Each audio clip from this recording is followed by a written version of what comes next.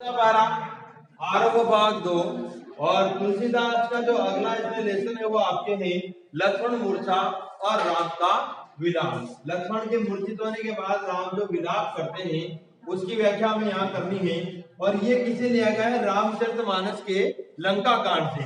जो इसका छठा कांड आता है उसी से लिया गया है, रामचरितमानस के लंका कांड से। यानी कि लंका कांड में युद्ध होता है, उस समय लक्ष्मण मूर्छित हो जाते हैं बाण लगने के कारण। तो उस समय राम किस प्रकार विलाप करते हैं, फिर क्या किया जाता है, उसी का वर्णन आपको इसमें देखने को मिलता है। तो पहले परिचय पढ़ लेते हैं। रामचरितमानस के लंका काल से गृहित लक्ष्मण के शक्ति बाण लग जाता है। उनके लगने का प्रसंग कवि की मार्मिक स्थलों की पहचान का एक श्रेष्ठ नमूना है। यहाँ तक अंडरलाइन कर लेना। भाई के शोक से में विगलित राम का विलाप धीरे धीरे प्रलाप में बदल जाता है, जिसमें लक्ष्मण के प्रति राम के अंतर में छिपे प्रेम के कई कोण सहसा अनावृत हो जाते हैं। अंडरलाइन कीजिए, यह प्रसंग ईश्वरीय राम का पूरी तरह से मानवीकरण कर देता है, जिससे पाठक का काव्य धर्म से सीधे जुड़ा हो जाता है और वह भक्त तुलसी के भीतर से कवि तुलसी के उबर आने के और पूरे प्रसंग पर उसके छा जाने की अनुभूति करता है। इस अंडरलाइन करना यहाँ से, इस घने शोक परिवेश में हनुमान का संजीवनी लेकर आ जाना कवि को करुण रस के बीच वीर रस के उदय के रूप में दिखता है। यह उपमा अद्भुत है और काव्यगत करुणा प्रसंग को जीवन के मंगल विकास की ओर ले जाती है। देखो, नॉर्मल चीजें आपको तो ऐसे ध्यान रखना है कि लक्ष्मण मूर्छा और राम का विलाप कि जब लंका कांड से लिया गया है, तुलसीदास रामचरितमानस के लंका कांड से लिया गया है। इसमें आपको यही ध्यान रखना है कि जब लक्ष्मण जी को शक्ति बाण लग जाता है युद्ध के दौरान और वो मूर्छित हो जाते हैं, यानी कि ये मान लीजिए आप मर ही जाते हैं एक तरह से। यानी कि राम और लक्ष्मण सब क्या थे उस समय? मानव रूप में थे, ये भगवान नहीं थे उस समय, एक इंसान के रूप में इनका अवतार हुआ था।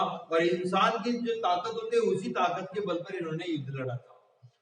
तो ये मूर्छित हो जाते हैं और राम विलाप करते हैं। तो उस समय फिर विलाप करने के बाद संजीवनी बूटी लेने के लिए किसे भेजा जाता है?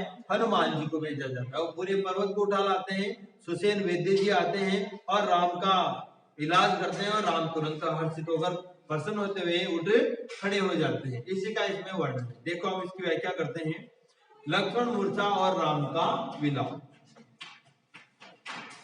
तव प्रताप उर राखी प्रभु जय हो नाथ तुरंत, अस कहीं आए सुपाई पद बंदी चले हनुमंत। भरत बाहु बल शील गुण प्रभु बद प्रीति अपार, मन मोह जात सराहत पुनि पुनि पवन कुमार। पुनि पुनि पवन कुमार, पवन कुमार कौन? हनुमान जी। यानी कि ये हनुमान जी कर रहे हैं। जैसे ही लक्ष्मण जी को शक्ति बाण लग चुका है, वो बेहोश हो चुके हैं, अब राम विलाप कर रहे हैं और किसी ने बताया भाई संजीवनी बूटी ले आए कोई तो इनकी लक्ष्मण की जान बचाई जा सकती है। तो तुरंत ही हनुमान जी इसके लिए काम के लिए तैयार हो गए। हनुमान जी साहब अब तो कोई हुआ न होगा मतवाला, आपको पता है भजन भी आते हैं लेकिन यहाँ नहीं गा सकते, टाइम लग जाएगा। तो हनुमान जी कह रहे हैं कि तव प्रताप उर राखी प्रभु जेहो नाथ तुरंत के नाथ। अभी गया हनुमान जी करे जेहो जाऊंगा नाथ तुरंत के नाथ। स्वामी राम आप टेंशन क्यों करते हो, यो ले रहा है वहां। तो तव प्रताप उर राखी प्रभु की प्रभु के प्रताप को उर में रखकर, प्रभु राम के प्रताप को अपने हृदय में धारण करके हनुमान जी ने कहा कि हे नाथ अभी गया अभी आया। अवन लाए संजीवनी बूटी का चीज सामने अस कही आयसु पाई पद, और ऐसा कहकर आयसु पाई आशीर्वाद लेकर, ऐसा कहकर राम से आशीर्वाद लेकर पदबंदी उनके चरणों में शीश नवाकर चले हनुमंत। और हनुमान जी चल दिए और गाड़ी उनके पास कोई नहीं थी, पता है ना, बस वायु वेग से जाते थे वो। फॉर्च्यूनर BMW काई लागों के सामने शट देने चल जाओ। तो हे प्रभु राम मुझे आशीर्वाद दीजिए। भगवान राम को अपने हृदय में धारण करके तुरंत ही हनुमान जी वहां जाने के लिए रवाना हो जाते हैं। भरत बाहुबल शील गुण, उनके पास जैसे कि भरत के समान बाहुबल शील उनका गुण है प्रभु पद प्रीति अपार, और अपने हृदय में भगवान की जो प्रीति है, अपार प्रीति जिसका कोई पार नहीं पाया जा सकता, उसको धारण करके मन महू, मन में जात सराहत की, मन में बड़ाई कर रहे हैं।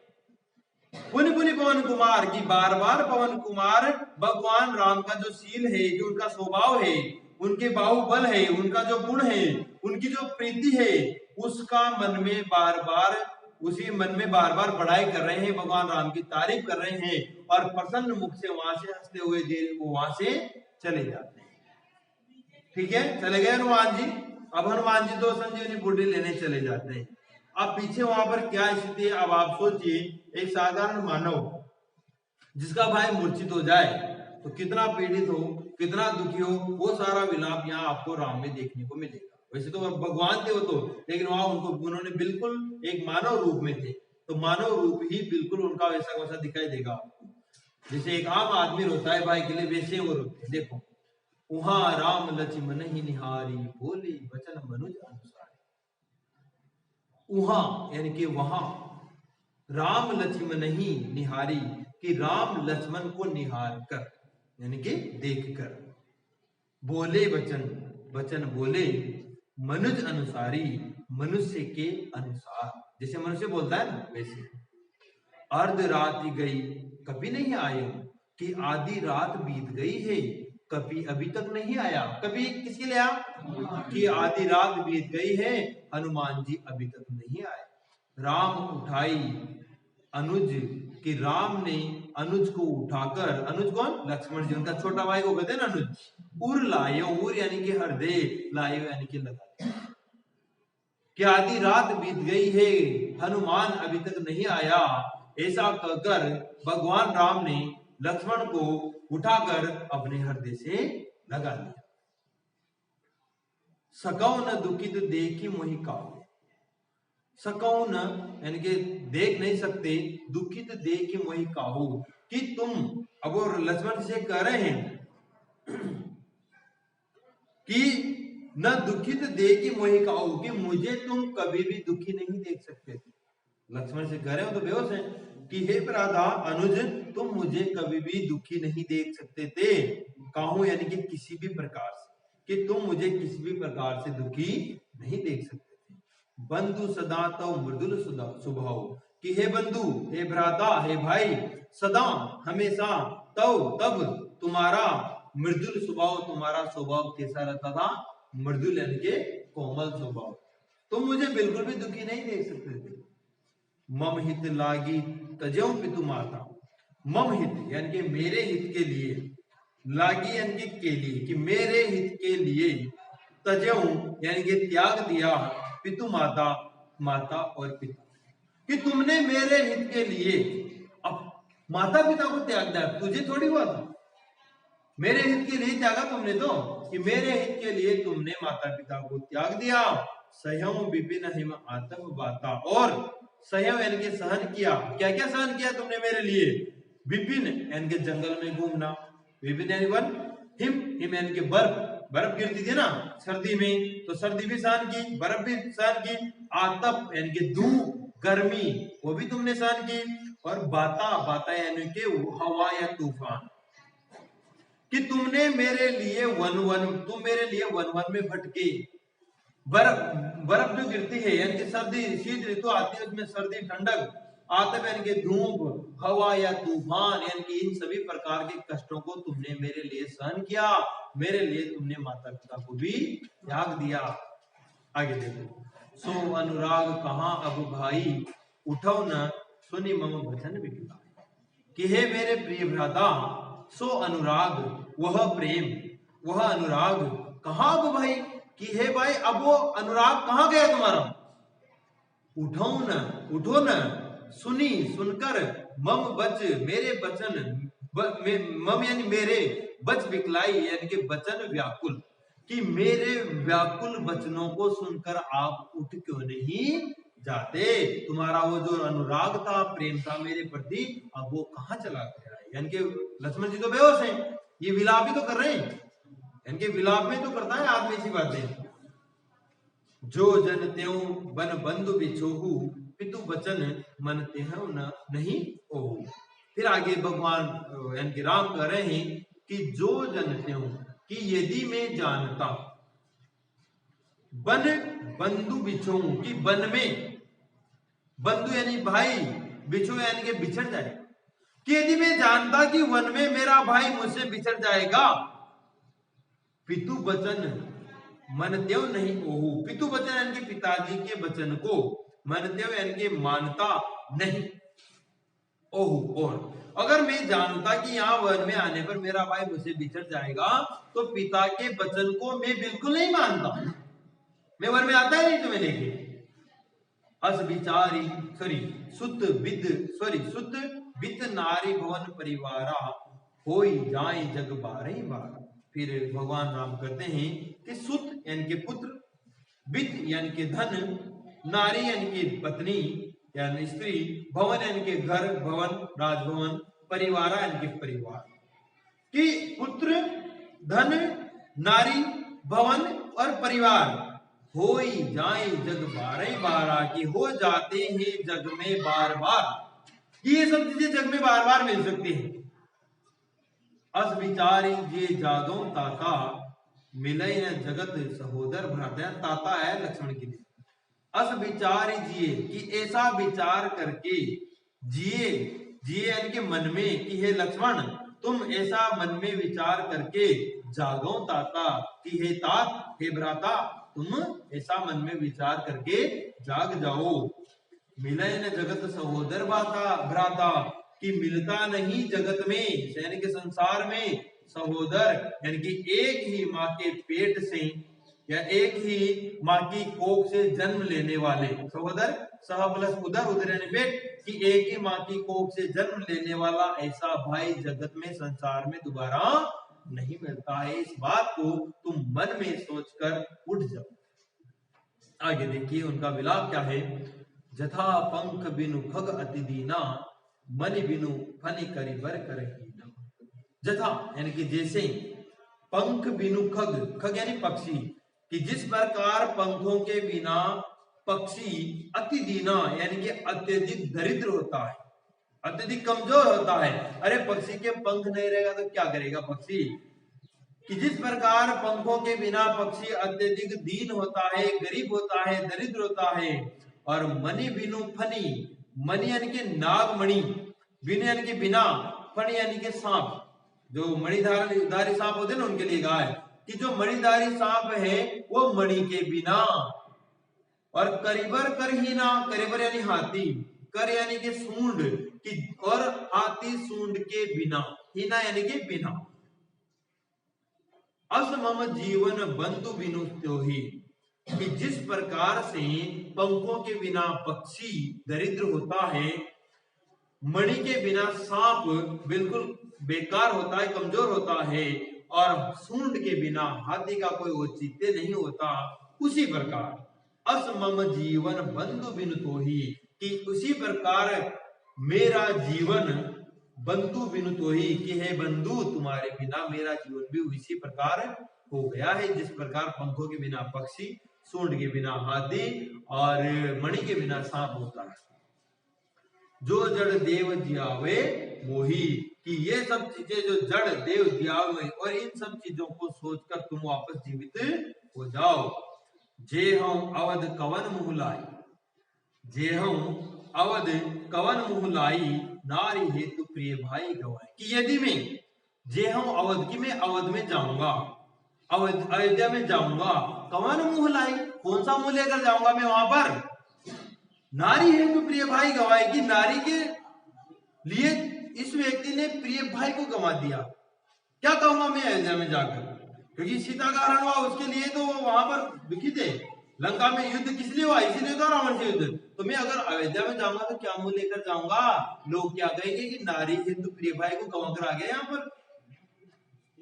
आगे देखो, बरु यानी कि चाहे, बरु अब जस सहत्यु जग माही, नारी हानि विशेष क्षति नाही। फिर आगे वो कहते हैं कि बरु अब जस सहत्यु जग माही, कि चाहे मैं अब जस यानी कि अपयश, सहत्यु यानी कि सह लूंगा, जग माही इस जग में, चाहे मैं कोई सा भी अपयश चलूंगा इस संसार में, नारी हानि विशेष सती नहीं। यानी कि देखो राम ने भी ये कहा यहाँ पर, तुलसीदास जी ने रामचरितमानस में, कि नारी की हानि कोई विशेष क्षति नहीं है, कोई बड़ा नुकसान नहीं है।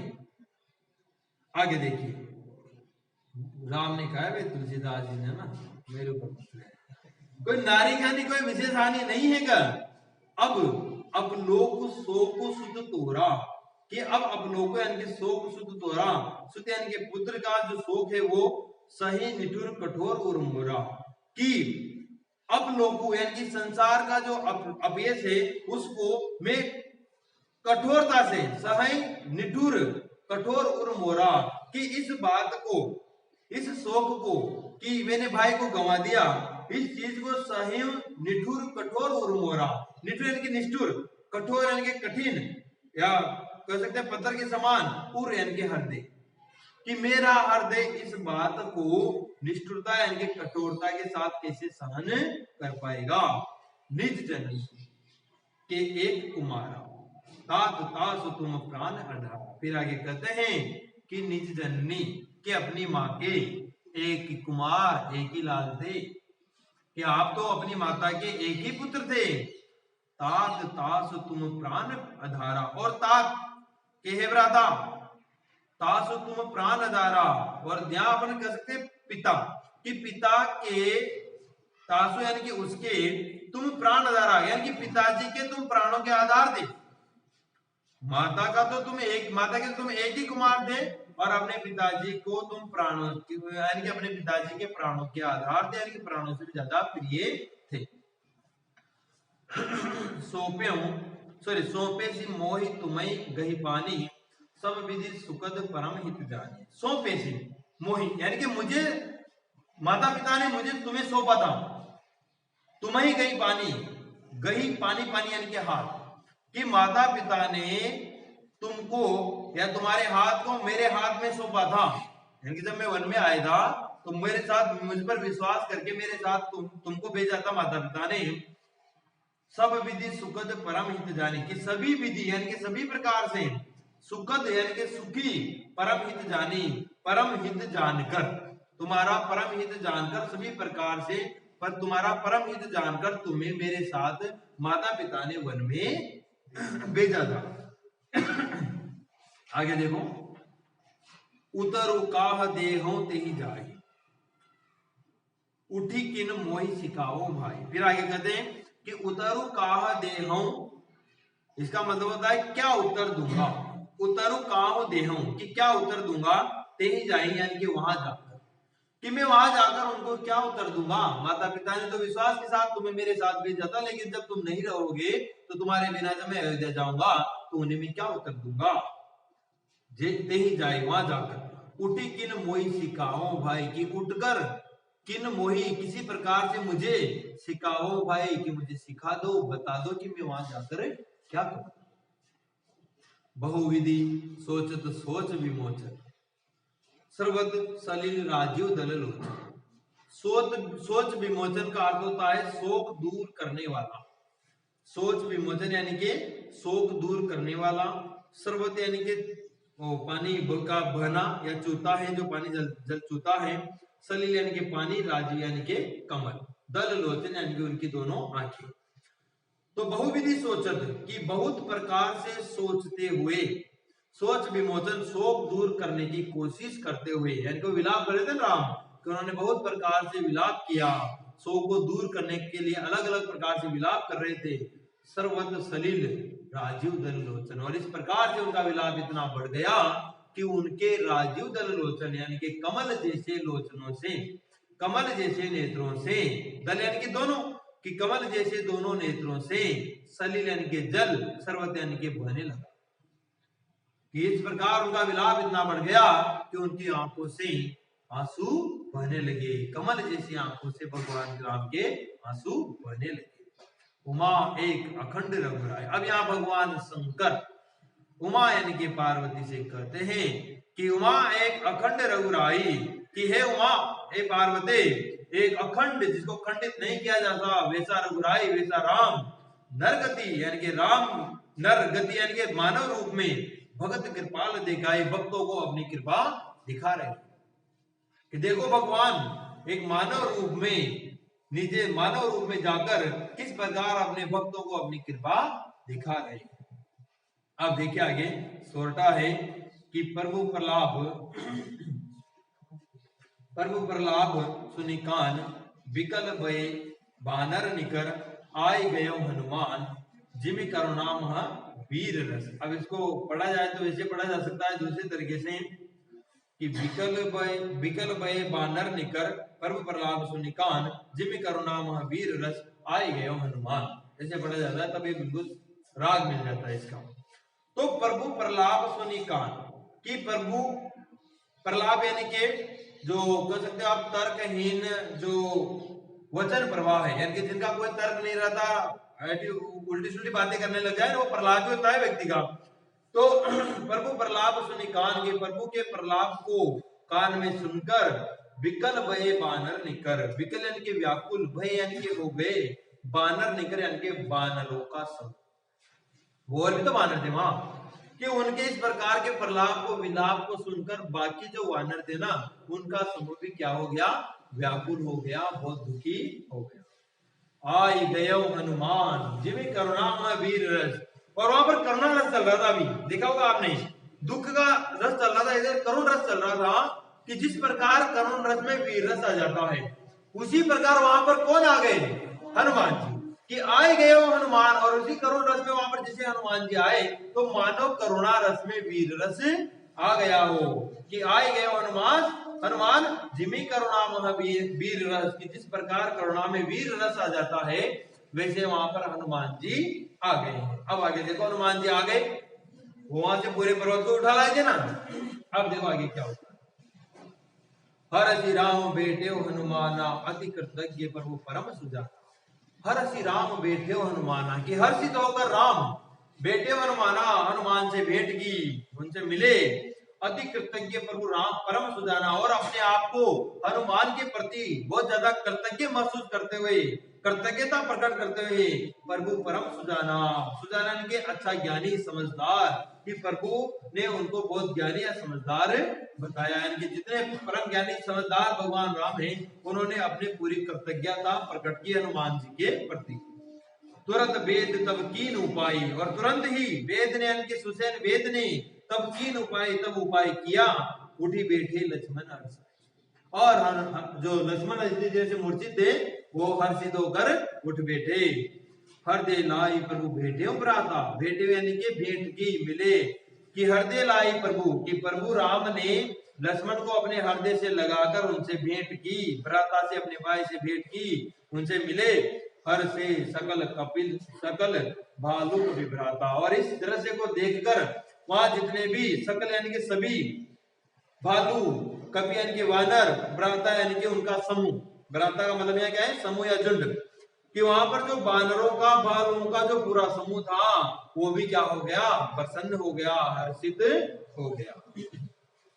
आगे देखो, कभी पुनि वेद तहां पहुंचावा, जे विधि तवै ताही ले आवा, कि कपि यानी कि हनुमान जी ने पुनि वेद, वापस उस वेद को तहां पहुंचावा, वहां पहुंचा दिया, यही विधि यानी कि जिस प्रकार से, तवही तब, ताही ले आवा, उसे वहां से ले आए थे। वेद सुसैन वेद को भी तो लेकर आए थे ना, जिस प्रकार से उसे लेकर आए थे, उसको वहां पर पहुंचा दिया। यह वृत्तांत दशानन सुने हो। अब देखो डिपार्टमेंट रावण का आ गया, इधर तो क्या मामला, ठीक ठाक इलाज हो गया, डॉक्टर भी पास डांट लगाना पुगा थे, डॉक्टर भी और कहीं दवाई वाई दी, इलाज भी ठीक हो गया, डॉक्टर साहब कौन गया, हनुमान जी डॉक्टर साहब पास डांट लगाना हो गया। अब देखो कि यह वृत्तांत दशानन सुने हो, यह वृत्तांत किसने सुना, दशानन ने सुना। अति विषाद पुनि पुनि सिर धुन्यो, अत्यधिक विषाद हुआ, इस वृत्तांत को सुनकर रावण को क्या हुआ, बहुत विषाद हुआ, दुख हुआ। पुनि पुनि बार बार सिर धुन्यो, अपने सिर को धुनना यानी कि परेशान होना। इस वृत्तांत को जैसे ही रावण ने सुना, बार बार अपने सिर को धुनने लगा, खुजलाने लगा कि क्या हो गया, बहुत दुखी हुआ। व्याकुल कुंभकर्ण पही आवा, विविध जतन करी काहे जगा। कुंभकर्ण याद हो, मीना परमानेंटली पर आप जरूरत पड़ गई रावण से तो जल्दी जगानी पड़ेगा ना। तो भाई साहब जगाओ जो हाथी डोल घोड़ा नगाड़ा सारा लंका में जगा ले जाओ, तब जार नटा जागे तो व्याकुल की व्याकुल होकर रावण व्याकुल होकर कुंभकर्ण पही आवा, पही यानी के पास, आवा यानी के आया, कि व्याकुल होकर रावण कुंभकर्ण जो उसका भाई था उसके पास आया। भाई चल विविध जतन करी ताही जगावा, और विविध जतन करके उसने कुंभकर्ण को जगाया। जागा निशिचर देखिए कैसा मानव काल देह तरी जैसा, कि देखो ये निशिचर, निशिचर यानी कि रात में विचरण करने वाला यानी कि राक्षस, कि जागा निशिचर, कि देखो कैसा राक्षस जागा है। अब खतरनाक है तो जागे तो बुको रहो तो पहले तो सवे आसपास जनरेटर डोर था ना, ये मुंडो फाड़ तो जिसमें सवा जाओ तो भीतर सवे खा जाओ तो आसपास में बुक करो तो बना देना उत्सव मेरा सोचो तो फिर बुक तो लागे था, नाश्ता पानी तो चाहिए चाहिए। तो देखो कान की जागा निशिचर देखिए कैसा, कि देखो कैसा निशिचर राक्षस जाग गया है। मानो मानो कालू काल देह धरी वैसा, कि मानो स्वयं इसने अपने शरीर पर काल को ही धारण कर, ऐसी तो इसका देह है, ऐसा तो इसका शरीर है कि मानो काल ही स्वयं इसने काल को ही अपनी देह में धारण कर रखा हो। कुंभकर्ण बूझा कहूं भाई, और भाई क्या हुआ करण, काहे तो मुख ग्रह सुकाई। कुंभकर्ण ने बूझा, कहूं भाई, कहो भाई रावण कहो, काहे तो मुख, कि क्यों तुम मुख रहे सुखाए, कि तुम क्यों तुम अपने मुख को सुखा रहे हो, कि तेरा मुख कैसे सूख रहा है, काय मामलो यो, कि वो तो सोच जवाब तो कहीं आदि बन काय हो गए। अब ये बताओ, कथा कही सब ते अभिमानी, जय प्रकार सीता हरियाणी।